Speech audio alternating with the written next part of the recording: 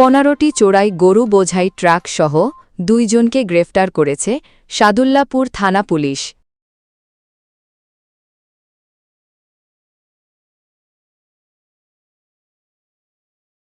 সবার আগে সঠিক খবর পেতে ফেসবুকে সারা বাংলা সংবাদ পেজটিতে লাইক ও ফলো দিন এবং ইউটিউবে সারা বাংলা সংবাদ চ্যানেলটি সাবস্ক্রাইব করে সাথেই থাকুন অথবা ভিজিট করুন www.sarabanglasongбад.com। ধন্যবাদ। এ বিষয়ে গাইবান্ধার সাদুল্লাপুরে প্রেস ব্রিফিংয়ে বিস্তারিত তুলে ধরেন গাইবান্ধা জেলার অতিরিক্ত পুলিশ সুপার বিদ্রোহ কুমার কুণ্ডু। এ সময় সাথে ছিলেন সাদুল্লাপুর থানার officer incharge OC AKM Habibul ইসলাম।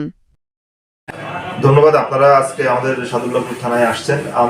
আপনারা জানেন যে গত 8 তারিখ আমরা 999-এর একটা কলার জানাই যে তার গরু বোঝাই একটা ট্রাক বগুড়া টু সিরাজগঞ্জ রোডের শেরপুর পার হয়ে এখানে ডাকাতির ঘটনা ঘটে, ছিনতাইয়ের ঘটনা ঘটে। তারপর সেখান থেকে তারা তাদের ওই ছিনতাইকৃত ট্রাকে তাদের একজন ব্যক্তি উপস্থিত ছিল। সে এই পীরগঞ্জ পর্যন্ত লুকায়ে ওই ট্রাকে আসার পরে সে জানতে পারে যে এই দিকে গরুগুলো নিয়ে আসা হয়েছে। পরবর্তীতে আমরা সাদুল্লাপুর থানার অফিসার ইনচার্জের নেতৃত্বে গত 2 দিন ব্যাপী অভিযান পরিচালনা হয় সাদুল্লাপুর থানার বিভিন্ন এলাকায় ওই গরুগুলো উদ্ধার এবং ট্রাক উদ্ধারের জন্য।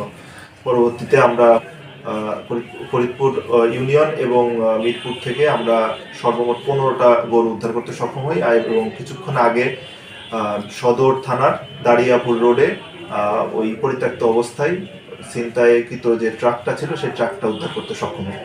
এই ঘটনায় আমাদের নিয়মিত মামলা রুজু হয়েছে।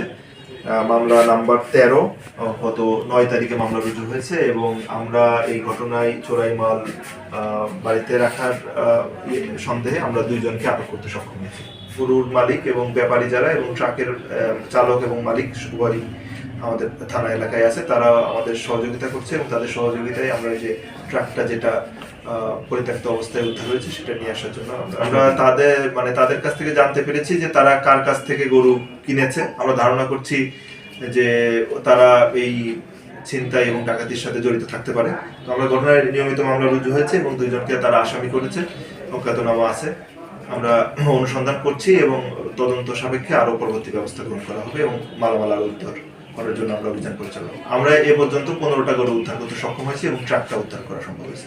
পরবর্তীতে এরপরে আমাদের অভিযান পরিচালনা অব্যাহত আছে এবং আপনারা তো বুঝতেছেন যে যেহেতু 3 দিন পার হয়ে গেছে, তারা বিভিন্ন জায়গায় যে এই ডাকাত চক্র বিভিন্ন জায়গায় তার ট্রাকটা নিয়ে গেছে এবং বিভিন্ন হাটে এবং তাদের সাথে সংযুক্ত যারা আছে তাদের বাড়িতে বিভিন্ন জায়গায় এই গরুগুলো নিয়ে অবশ্যই আমরা ধারণা করছি নিয়ে রাখছে বা অলরেডি অন্য হস্তান্তর করছে।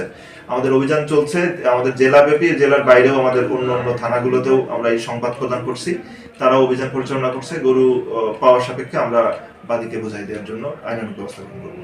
পঞ্চগড় থেকে গাড়ি রোড করে আসে সিরাজ বগুড়া ওইটালে ভাত খাওয়ার পরে আমরা চলে যাই আপনার এলাকা সিরাজগঞ্জ সিরাজগঞ্জ রোড পাওয়ার আগে এলাকা আমাদের এলাকা সামনে একটা ট্রাক যায় কেওয়াজ দিয়া ওই 10 জন লোক অ্যাক্সিডেন্ট করেছে, মাইরেছে এই কথা কয় ইট দেয়া আমাদের কাছে ডেল দিয়া মনে করেন আমাকে গাড়ির থেকে নামা হাইরা মনে করেন দারুম দম বাইরা বুইরা মনে করেন চেরাবার করে ফেলা করার পরে মনে করেন আমাকে নিয়ে ওরা 22 জন লোক আছিল, ওরা নিয়ে ওইটা আরেকটাকে দেয় ওটাকে দেওয়ার পরে আমাকে নিয়ে হেরা পাও বান্ধে, হাত বান্ধে, মুখ বান্ধার পরে নিয়ে আনে কোন দিকে যায় আমাকে ওটা তো ভালো নাই। পরে আইজানতে যেসুম সেসুম মানে এক পানির কিসের কয়, একজন কয় পানিতে ফেলে দাও, একজন কয় না পানিতে ফেলে দাও না ঘাসের ভিতরে ফেলো। বস্তার লাগালে আমাকে চেঙ্গায়া এই ইতে ফেলা দেয়, ঘাসের ভিতরে ফেলা দেয়। পরে আমাকে একজন কামড়ায়া হাত খুইলা পরে আমাকে ব্যক্তিকে সাহায্য করে। এই সময় বেলা হইটা যায়। আমাকে ওই গাড়ির ভিতরে লোক আমাদের আমরা তো মোটামুটি আমরা 5 জন ব্যাপারী আর 2 জন ড্রাইভার হেল্পার মনে করেন আমাকে 2 জন, একজন আমার গরু নিজ দেওয়ার লিখে পলাইছিল ওইটা ওই চোরেরা ঠিক পায় নাই, ঠিক পাওয়ার না কারণ ওই মনে করেন গাড়িতে আছে। পরে ওই নামার কোনো স্কুপ পাইতেছে না। পরে এই দিকে আপনার ওরা এই পীরগঞ্জ দিকে ওর চোররা কই যে লোক আসলে কথার আওয়াজ পাওয়া যায়। এই কথা করার পরে ওলোকা গাড়ি ব্রেক করার পর ওই লোকটা নামে যায় আমাকে 999 ফোন দেয় কয় এইদিকে গাড়ি গেছে, তারা এসে পায় না। এইভাবে গাড়ির সন্ধান পাওয়া গেছে। কি নাম আপনার? মঞ্জুল ব্যাপারী। নিউজ ডেস্ক, সারা বাংলা সংবাদ, ঢাকা।